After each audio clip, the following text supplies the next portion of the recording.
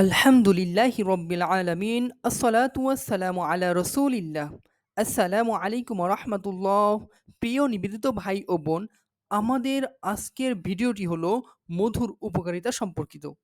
পবিত্র কোরআনে বলা হয়েছে তাদের পেট থেকে অর্থাৎ মৌমাছির পেট থেকে এক রঙিন তরল পদার্থ অর্থাৎ মধু বের হয়।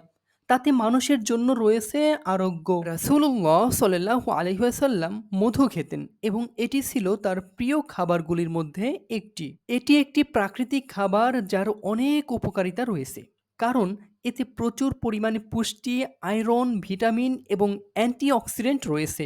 রাসূলুল্লাহ সাল্লাল্লাহু আলাইহি ওয়াসাল্লাম বলেছেন, দুটি নিরাময়কে অপরিহার্য হিসেবে গ্রহণ করো, মধু এবং কোরআন। রাসূলুল্লাহ সাল্লাল্লাহু আলাইহি ওয়াসাল্লাম আরও বলেছেন, যে ব্যক্তি প্রতি মাসের ৩ সকালে মধু খাবে সে কোনো বড় বিপদে পড়বে না।